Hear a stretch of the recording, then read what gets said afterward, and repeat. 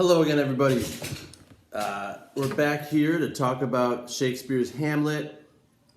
I hope you've enjoyed Act 3 so far. It's a little bit easier going than Act 2, a little more interesting, more drama. You may find yourself looking more at the gloss to help you translate some of the tough terms and expressions here. I did too. But in general, it's a more entertaining and fun act, maybe the funnest act of the play. Great. So we're gonna talk about basically 4 themes in Act 3 and some of the drama that unfolds. Okay, the first one is Claudius's guilt. Remember the new king Claudius. Hamlet is still not sure to be 100% sure that he killed his father, but we get hints from Claudius and then a dramatic scene where he's praying and he reveals that he is actually guilty to us.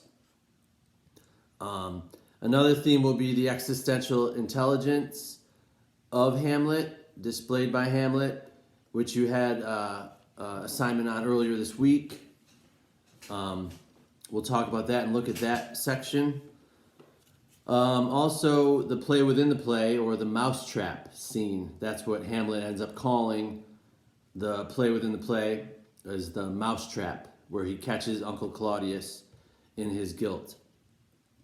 Finally, we'll look at the theme of frauds and people posing to be something that they're not, or the double agent aspect of Rosencrantz and Guildenstern in this Act 3. Okay, so to start, let's look at Claudius, the king. Our first hint where he starts to show his guilt is in Act 3, Scene 1, line 50. So if we look at Scene 1, line 50,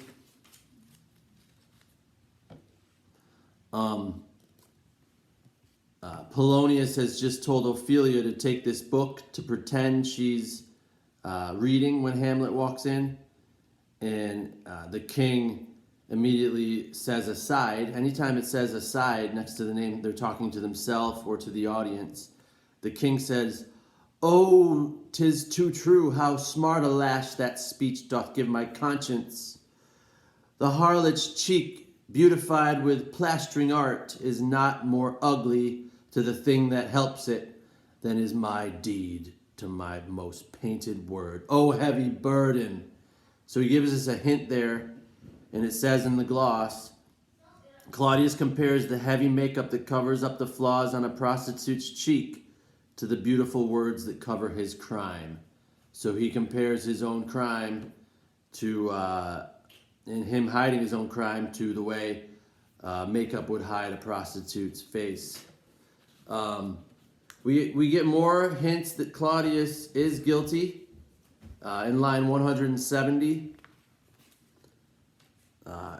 Again, Act 3, Scene 1, line 170.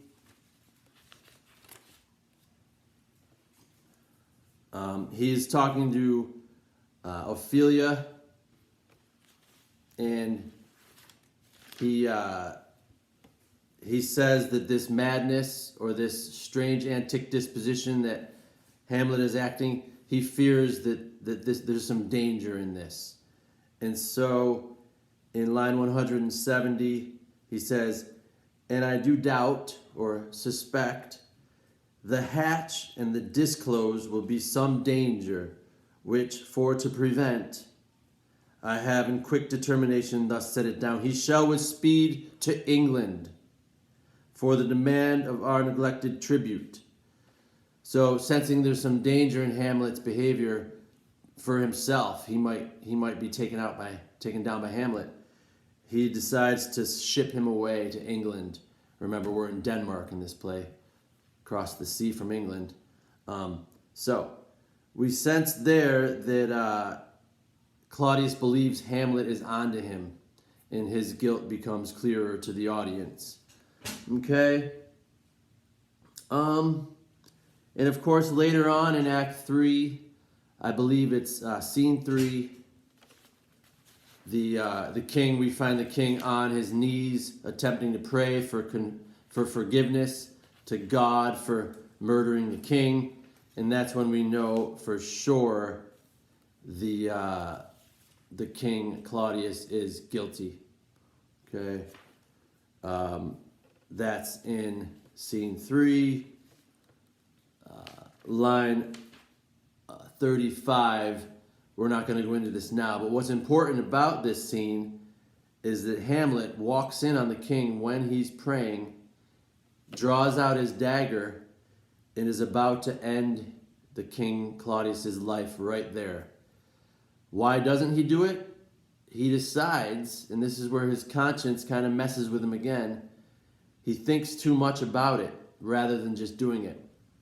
He decides that murdering the king while he's in prayer will send the king to heaven because he'll be forgiven by God for his awful murder.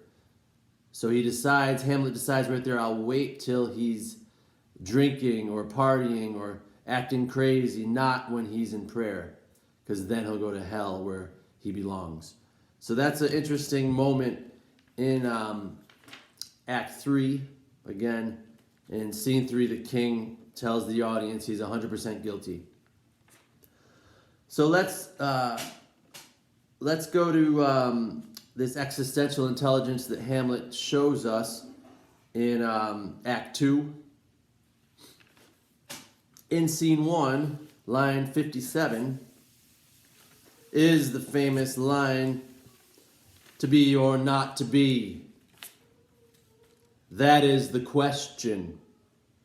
Whether 'tis nobler in the mind to suffer the slings and arrows of outrageous fortune, or to take arms against a sea of troubles and by opposing them, end them." I won't go on any further. So what we see here again, as we saw in your activity earlier this week, is those three elements of the speech, the three messages. Do we settle for the abuse and the circumstances that life or luck or fortune or circumstances dealt us and just suffer? Or do we lash out against those circumstances to try and better ourselves through decisive, maybe violent, or retributive action, okay? And Hamlet knows that in taking a retributive action, he could be setting himself up for his own demise. As we're going to read an article later this unit, where the cycle of violence is endless. One person kills that person, someone else comes after the killer, someone else comes after him, someone else comes after him. So to continue to go for an eye sticks your own neck out, and you could be the next to go if you act decisively and violently. So the second message, of course, Hamlet is thinking he could just get out of this all right now, no problem. He says in line 76, when he himself might his quietus make with a bare bodkin, which is a knife. So why put up with all the abuse from life and the world when you could just end it right now? The third message he makes is conscience.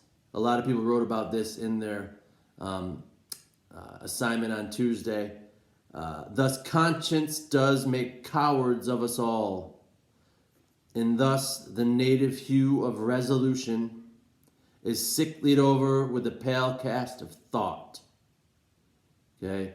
So the moment we make a resolution to do something and we stop to think about whether we really should do it or not, we lose that resolution, and the resolution becomes sick with thought. So this is in a nutshell what Hamlet's going through right here. His resolution keeps dying because he's thinking too much about the act rather than just going through with it. Okay, we'll take a brief break, and in a moment I'll record a few notes on the mousetrap scene, the play within the play, and also what is happening with all these fraudulent people, these two-faced people. Okay? Great.